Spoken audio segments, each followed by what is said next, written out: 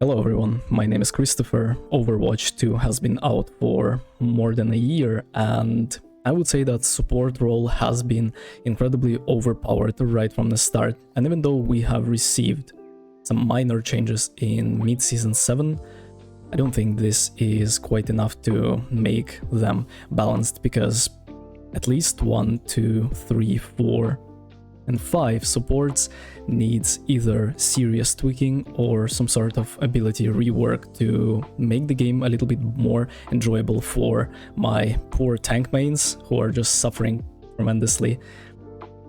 And yeah, let's start off with Ana.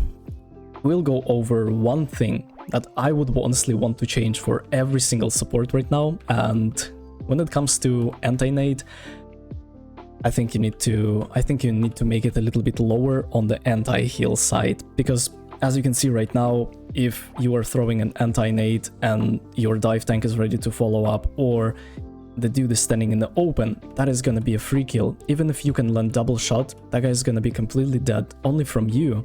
And then you have Illari to back you up, you have other players, and it's actually insane. You have characters like Roadhog that is completely struggling against you. You have characters like Mauga that's been coming out in Season 8, and there is just nothing you can do. Wrecking Ball is suffering tremendously, you sleep him, and then you 3-2-1 nade him, the whole team is going on him, nothing you can do. So except going for the nade, that completely prevents healing. I think 50% on healing reduced would be a very fair trade for all my Ana mains. I feel like tanks would be able to breathe a little bit freely now, and overall the game is gonna be amazing. Outside of that, I think Ana is one of the best supports when it comes to balancing. Baptise, you need to straight up remove his lamp. I understand that people don't play Baptise because he's incredibly high skill floor, skill ceiling, because if you want to play him properly, not only you need to land very crazy difficult to land right clicks, you also need to shoot in the process. So you need to go for 1-2-1-2 or one heal, and then it's incredibly difficult to do so. You need to have cracked aim plus the ability to like learn how to shoot your projectiles, as I've said earlier. But the biggest issue I see with Baptiste is the fact that he has so much freaking burst on his heal. It's actually incredible. So the thing that we need to do with Baptiste is to either remove the immortality on the lamp and make it the combination of Junker Queen's Shout plus Lifeweaver 3, because like right now this is one of the most annoying abilities that you can deal with. It prevents ultimates, it prevents situations where you understand that you would 100% would kill a person, but he's just not dying because Baptiste is in the game. So I would say that remove immortality and make sure that you are providing a little bit of overhealth, not too much, and then some sort of like heal on or burst heal on the throw. So that's gonna be that for Baptiste. Outside of that, character is incredibly difficult. I think Brig is incredibly balanced in the current state of the game. She is not really powerful against anything but dive. So if enemies have like at least 2 dive characters, if you have a main healer, such as Ana, Baptiste, or Kiriko, Brig is literally the best choice. There is nothing better that you can play to win your games against Winston, Doomfist, and then what else we have? Wrecking Ball, of course, like Genji, Sombra, Tracer, all of them are like crying hard when you are playing Brig. I think Brig is completely fine in the current state of the game. When it comes to Illari, the nerf hit her really hard. Like the fact that now it's really difficult to land your shots. You are just playing a Cassidy with pretty much similar kill potential, and Illari feels like a support finally. And I think Blizzard is going in the right direction with her, but one thing that I would personally change is I would make pylon a little bit less viable. So I would make pylon just like Zenyatta orb. So if you want to heal your teammates, you need to place an orb onto them, so pylon heals them. If it's not placed, pylon is not healing. Of course, you can do it through walls and stuff, so it's another thing that would make Illari a little bit less versatile when it comes to her ability to like do everything at once. She can heal, she can shoot, she can go for a flank, she can like escape and stuff, and you just don't see that in like many supports nowadays, right? So I would say that everything is great with her. It's just make her pylon like a Discord orb. With Kiriko, again, same problem.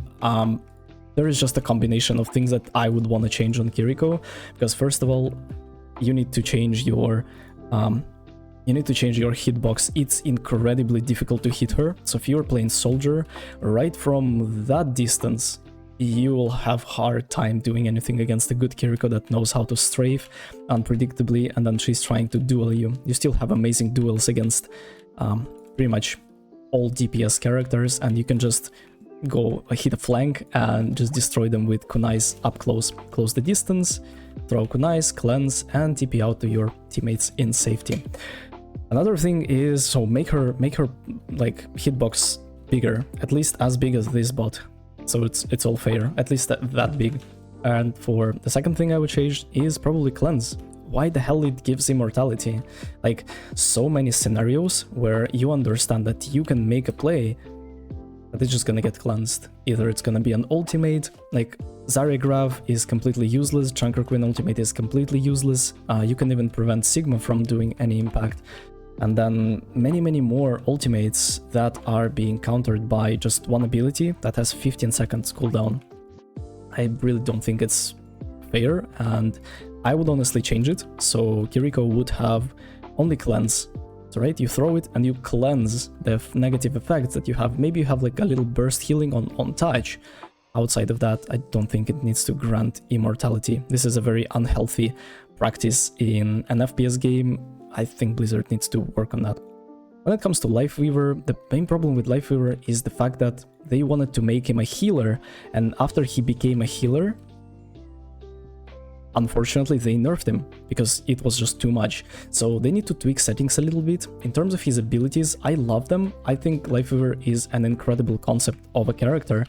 The main problem is that every single support nowadays has the ability to apply pressure plus heal at the same time.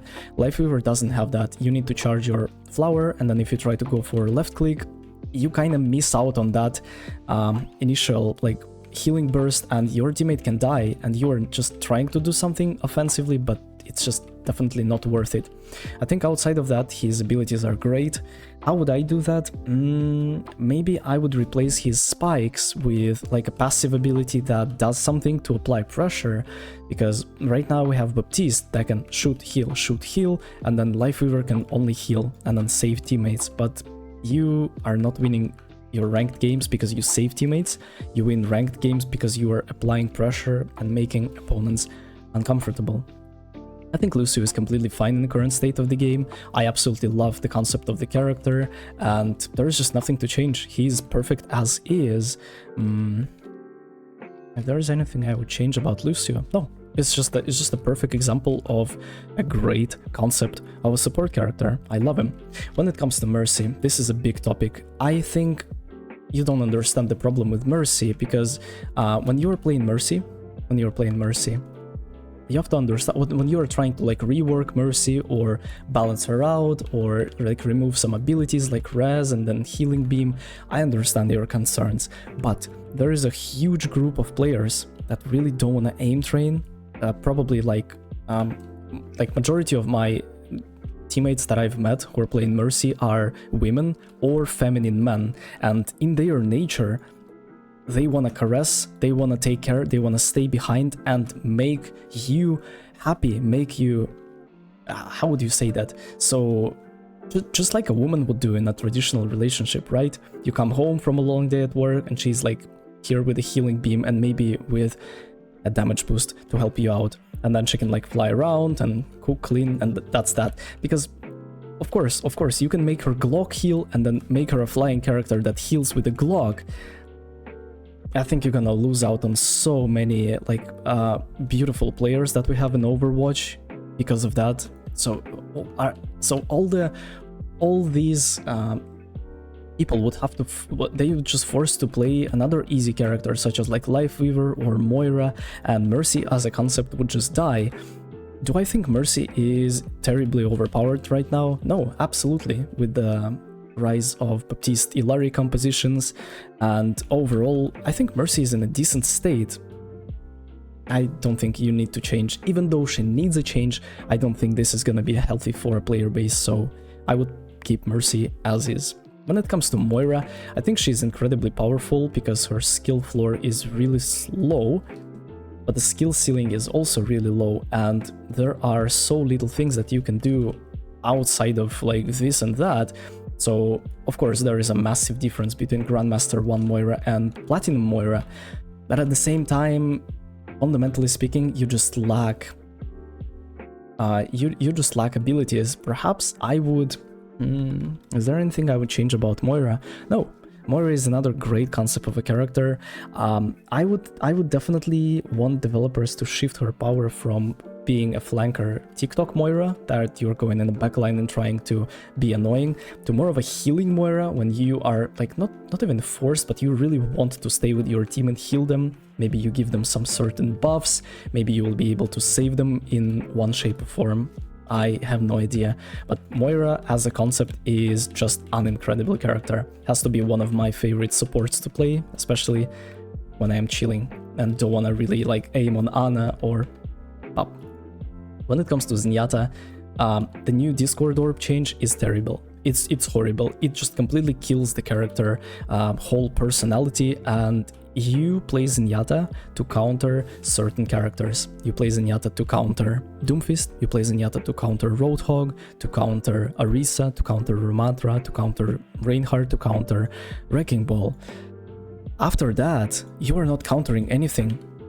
You line of sight for 1.5 seconds, you line of sight for 1.5 seconds, and now you can't apply Discord to that person. So if you're playing in higher level lobbies, what makes you think that enemy Doomfist is gonna like let you keep the line of sight onto him for like 1.5 seconds? It's so easy. Wrecking Ball as well. So before that, it was very difficult to play Wrecking Ball into Zenyatta. Nowadays, why?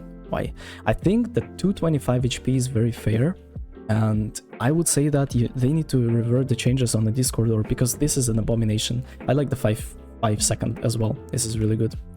Your Tracer can be enabled so much better, Sombra can be enabled so much better, and the healing on the heal orb is just not that big.